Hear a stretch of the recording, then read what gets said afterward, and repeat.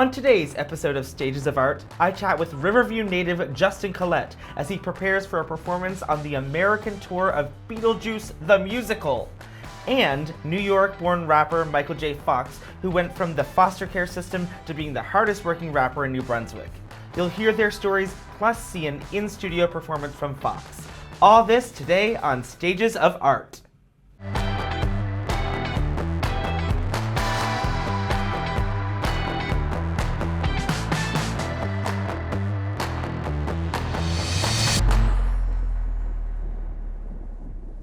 This special guest hails from Riverview, New Brunswick, and now calls New York City home.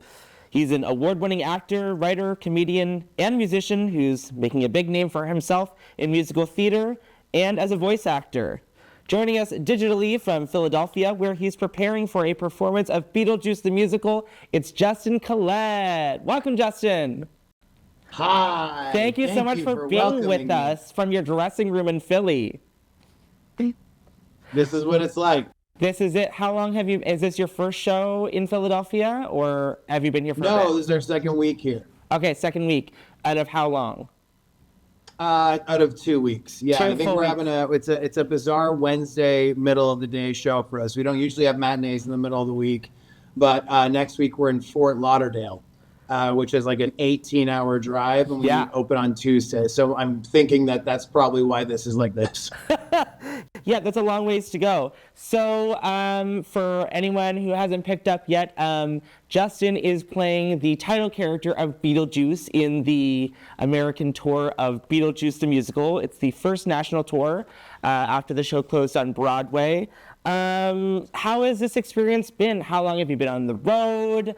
What are some surprising things going from being on Broadway full-time to now being on tour? What's the biggest difference? Yeah, I mean, so it's been really, really great. I've been really enjoying being on the road. I was in New York City throughout the whole pandemic in my little apartment, so it's nice to get out and go see the country. I've been on the road since November. We rehearsed in New York City in October and some in November, and then we went to do our tech in a place called Paducah, Kentucky, which was a really great place.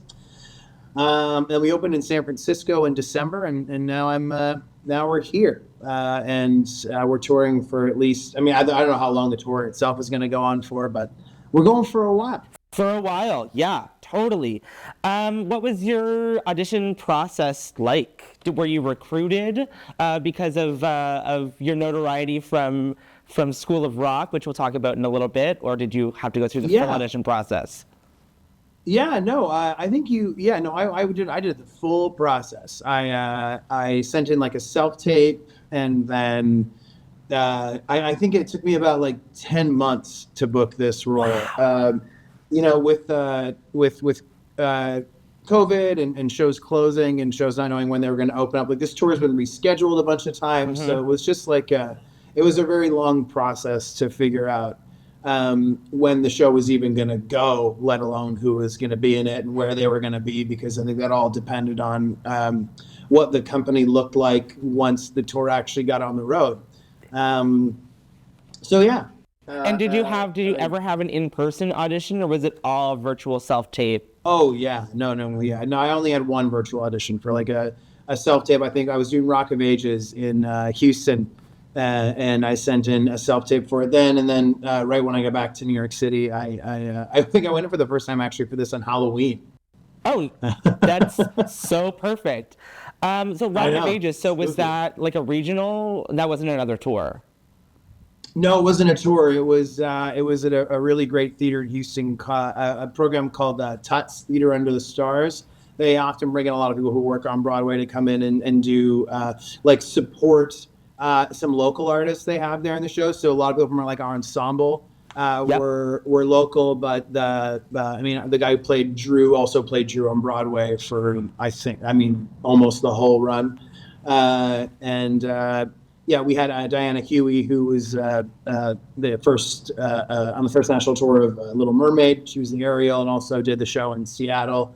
So we had a bunch of people who were veterans take on the principal roles, and they hire some locals to to push Nice. it It sounds similar to kind of what's been happening here at the Capitol Theater with the annual big musical production. They tend to bring in some professionals from Toronto and other places, and then a lot of the local actors fill in the ensemble and the smaller principal roles. So it sounds like your theater work as of the last, I don't know, well, Broadway and Rock of Ages and Beetlejuice is all sort of like rock musicals, which is sort of true to what your background is. And is that are those the roles you tend to go for, or you just seem to fit them?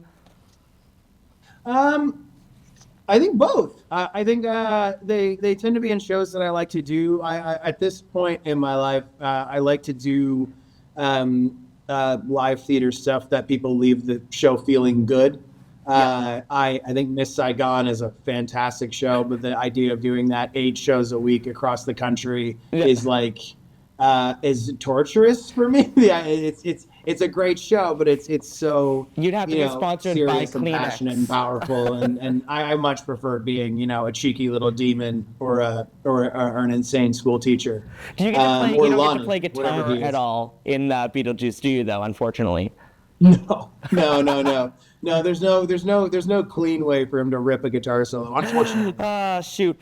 So tell us a bit about School of Rock. I know you were in the company for quite a long time, were, understudy and moved your way up to eventually being the final Dewey Finn on Broadway before it closed. Just give me a quick, what was that experience like? I feel like it elevated your career.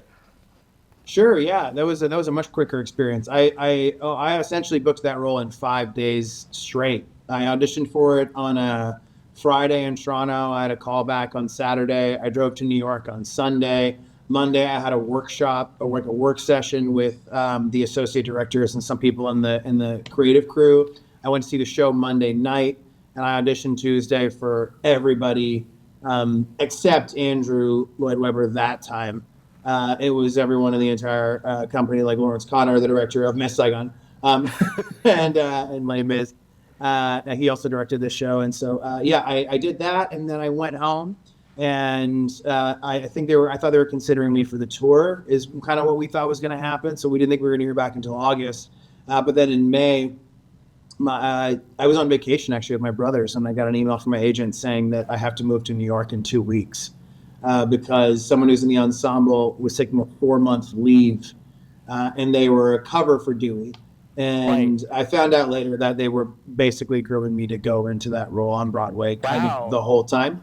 But yeah, so then I moved to New York, and I played Dewey like 9 times in the first couple weeks I was there, which was abnormal. Yeah, and then they created the Dewey alternate role, which meant that for I think I started working there in June, and by the end of July, I was doing all the afternoon shows, all the matinees, and then by September, I took over the whole thing and did it. Wow, that did happen fast. So where were you living before you had to move to New York, and how was that rapid fire transition to one of the busiest cities in the world? Yeah, I was living in Toronto. Okay. So yeah, it wasn't the craziest switch for me was when I was going to university in Sackville and then moved to Chicago for a year. That was the biggest shock. But yeah, no, I was living in Toronto, working there. I'm doing a lot of commercials, some television, a lot of improv and sketch comedy shows. And so your Netflix show, Cupcake and Dino, you voice one of the main characters. Which one is it? Cupcake. Because you're so sweet. That's right. Did you? How were you involved in the creation of this, or again was it an audition? No. Yeah, no, actually, yeah, I joined that project a little later, but it ended up being one of my friends, Mark Little, who I did some improv and sketch stuff with. Yep. He was already hired for the show, and then I auditioned for it. It didn't look like I was going to get it. And then actually on my drive back from auditioning for Dewey in New York, I got a phone call from my agent saying they wanted me to go in for Cupcake again. And so then I booked that and was actually flying back to Toronto on my days off from doing Broadway to record those voice sessions. in Toronto. Oh, my soul. When it rains, it pours, It was right? crazy, yeah. That's the Pardon? thing as an actor. You either get nothing for a long time and then everything happens and you're like, can Yeah, this slow down? So yeah, you yeah. When it mentioned, rains, it pours. being in Sackville, going to Mount A. You've also written some scripts for local dinner theater productions here. I heard that you have been known to write a dinner theater script over like a day, maybe over several beers, in sort of a really confined. Is that true? I love that that's where the legend has gotten to. That's like categorically, yeah, that is true. I've written some of those in a whole day. That's That's how good I impressive. am. Now, did you have to go back the next day and be like, wait, what did I mean by that? Nope, No? perfect the Okay, first everything time. was crystal clear? Good. Yeah, So, yeah, you did Cupcake and Dino. That's still on Netflix currently, right? People can watch that now? that's right, yeah. Awesome. I love it. So before we go, I just want to know, like, what advice you would have for maybe aspiring actors, comedians, performers who are living in smaller, more rural locations who want to make a career in the arts that are, prominently exist in larger cities. Do you think it's necessary to move to a bigger city? What would you tell them? I mean, it certainly was for me, and I think it makes it a lot easier when you can get connected to a community of people that are extremely driven. The types of people that live in like New York or Toronto, like it's that New York doesn't really let you lie to yourself about where you're at. You're up against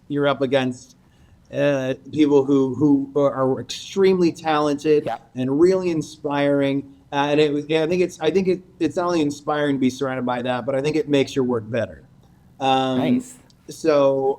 yeah, I would go out and your goal I think should always be to be the best at your craft. Ah, that's great advice. Well, thank you for being here. I know you've got to get ready Thank you for having me. your matinee. Yeah, I gotta go. So how long does it take? Do you have to do your own makeup? There's someone waiting at the door right now to do my Oh, makeup. fabulous. We're My going to let them makeup come artist, in Ducky. and do their job. Break a leg today, and thanks for being with us. Thanks for having me.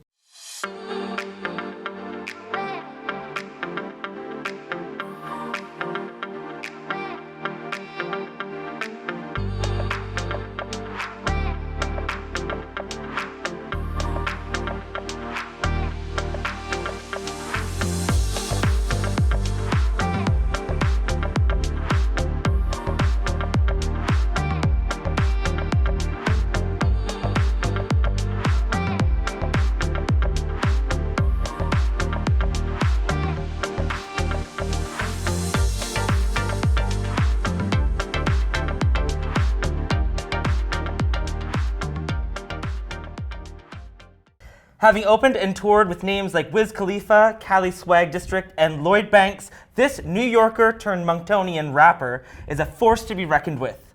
Foxx has been an artist and songwriter for over 15 years and an audio engineering background from NYU. He's released several bodies of work, including albums, mixtapes, and numerous collaborations. Please welcome Michael J Foxx. Hey. How you doing, Mike? Good. How you doing? So, first question right at the gate, what is your musical philosophy? Man, just telling my story and catering to other listeners that have a story to tell, but can't really put it out there to the world. So what is your story? What's your My story is like getting it out the mud, basically the struggle. So Okay. like coming up from nothing and just turning a negative into a positive. So are you talking about your upbringing in New York? Yes. Okay, so can you give me a bit of background of that and then how you ended up here in Moncton? Quite a jump. Absolutely. Yeah, well, my upbringing, we're just gonna cut it a little short. Okay. I'm a foster kid, so Okay. my mom's passed away during childbirth with me, and my father passed away from a drug overdose.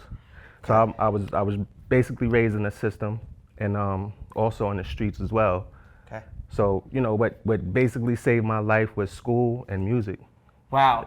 And did you find an interest and passion for music through school? No, I always did, because my mom was she was very she was a diehard music fan. Okay. Yeah. So and then like were you naturally just drawn to hip hop and rap? or do you have other sort No. of influences? Funny thing, I started with R&B, like with Boys to Men. I grew up with two friends of mine. We was little. We had a little boy band. Oh, nice. And then where are you now? You're not playing Boys to Men. Nah. Unfortunately, I wasn't the best singer, so I transitioned into rap. So, Okay. yeah. Hey, everybody's got their strength. So how did you end up here in New Brunswick? I went to school with a couple of people that I went to college with, and they had family in New Brunswick. So they was like, "Hey, Mike, man, if you get tired of New York, Moncton is pretty lit. So not lit, but it's peaceful." So Yeah. It's starting to burn a little bit. Yeah. It's dimly lit now. We're getting a little brighter. now, thanks to the talents of people like you. So when you're creating music, so you obviously studied engineering. Yes. So do you now do every part of the process? Are you like a control freak? I do everything. Everything. Yes, everything. Because you have your own studio in my apartment. Yeah, just one mic. Just one mic recording. Just one mic.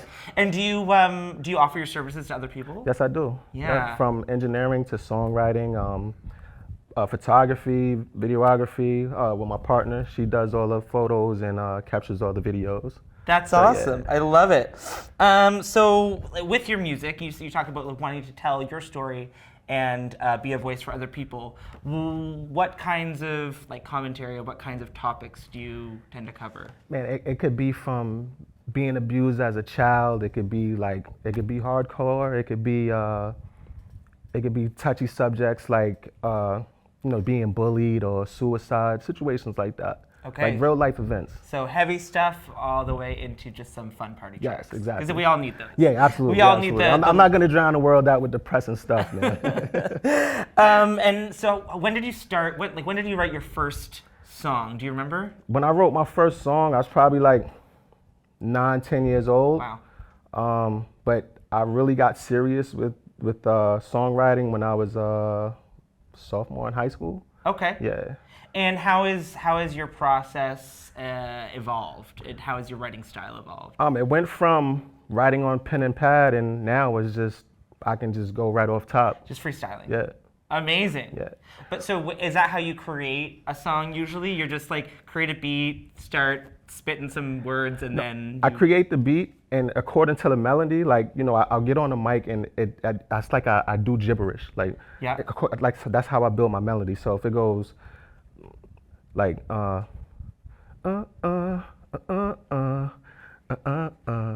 it goes you're bright as the sun, you're my burning desire, OMG, the girl's on fire, ring the alarm, my burning desire, she's on fire, like something like that. Okay. But you're gonna hear that song in a minute. Okay, nice. Yes, yeah. Mike is going to perform for us in a little bit. What I want to know is, in terms of like hip hop, there's not a huge, obviously, hip hop and rap scene here in Moncton.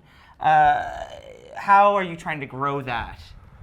I'm trying to grow it just to inspire the artists that haven't been noticed. So, it could be somebody right now banging on the table writing lyrics, but maybe afraid to step out of that element and be seen. Okay. So if they see me just come out of the blue and really, focus, I'm like, I have tunnel vision on this craft, maybe that can help them like, okay, let's follow his blueprint and get it going. Okay, sweet. So you just want to inspire people by example. Yes. I know you recently performed at the Hope Wellness Festival. How was that? That was lovely. Yeah? Yeah, I loved it. It was a good experience? Yeah.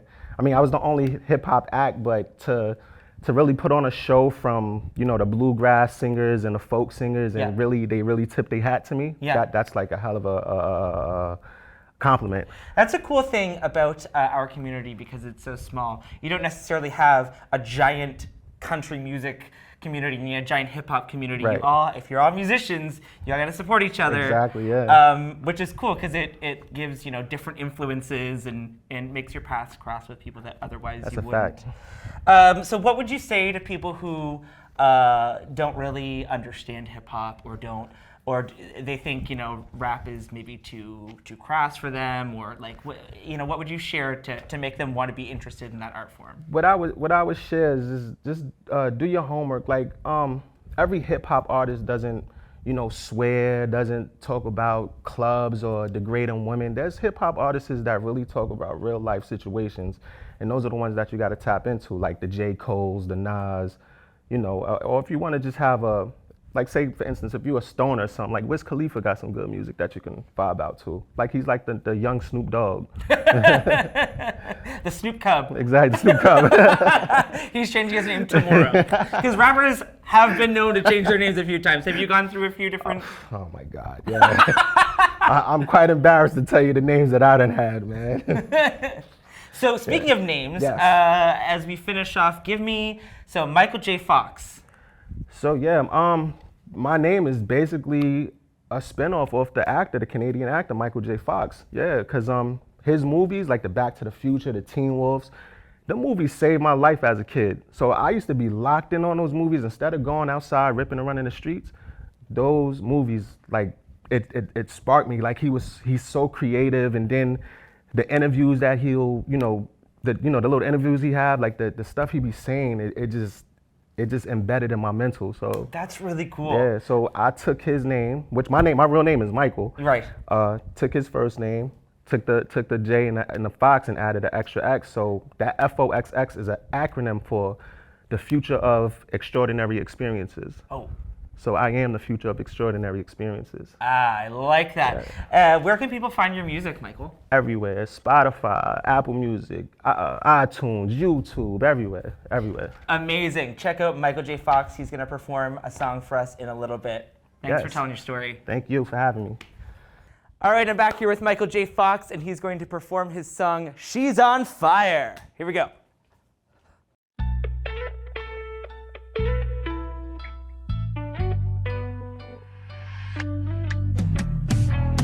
Ring the alarm. Shorty a hottie and I got it bad. Shorty so bad, she is so fine, it should be a crime. We could be a match, so light my fire. You are my burning desire. You can't touch her, she's on fire. She's on fire. You can't touch her, she's on fire. She's on fire. She's bright as the sun, my burning desire. OMG, girls on fire. Ring the alarm, my burning desire. She's on fire. She's on fire, and I can't put her flames out. She's on fire, and I can't put her flames out. She got that water, Aquafina, need her. I'm not ashamed, I'm not running game, girl, I need you. Oh my Lord, you got me hot, I'm ready to put you out with my hoes now. You're my burning desire. Your love is my home, but I gotta thank your parents. Cause you're bad to the bone, you're bad to the bone. She's on fire, she's on fire, she's on fire. She's bright as the sun, my burning desire. OMG, girls on fire. Ring the alarm, my burning desire. She's on fire.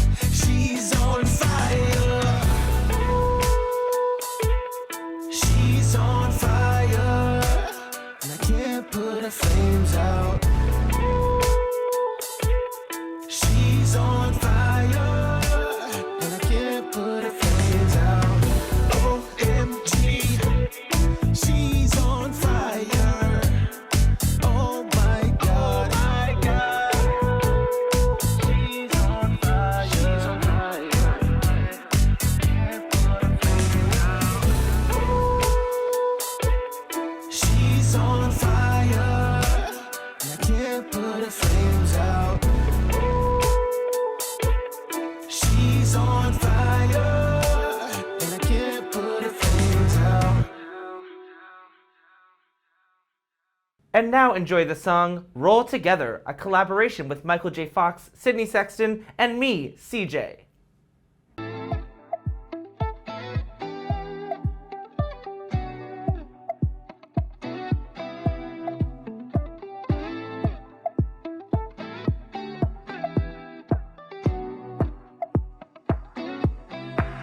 Yo, it's a vibe when love is love. Real talk, can't call my bluff. High vibrations, you know I love it. Damn right, I put nothing above it. You feel my aura, we all relate. We roll together without the skates. That's a big move, we're blessed like grace. Look at that smile that's on my face. When we roll together, we can handle any weather. Where we're from, it don't matter. It's how we all the same color. We know what we gotta do now. When we make it, we can be proud. Even if we don't know how, we gotta start right now. You and me, we come from worlds apart, but I can see that we got the same heart. And it's easy to run away when things get hard, but you can lean on me. We're gonna change this world of ours. Don't matter who you with, you got good energy, you ride with my clan. Bring all your friends, let's get this party started. You look so good, I just wanna have fun. When we roll together, we can handle any weather. Where we're from, it don't matter. It's how we all the same color. We know what we gotta do now. When we make it, we can be proud. Even if we don't know how, we gotta start right now. Looking good and you're feeling right. You're looking good. Yeah, we feeling good. If you're looking good and you're feeling right. Looking good, feeling good. Looking good, feeling good. Let us show you how to turn up. Doesn't matter how you show up. You know it's all love here. Good people, good music, good vibes in the air, yeah. I vibe with you, you vibe with me. Okay. That's what you call dope energy. Okay. We in the moment, let's make this a memory. For centuries, now let's rock out. When we roll together, we can handle any weather. Where we're from, it don't matter. It's how we all the same color. We know what we gotta do now. When we make it, we can be proud. Even if we don't know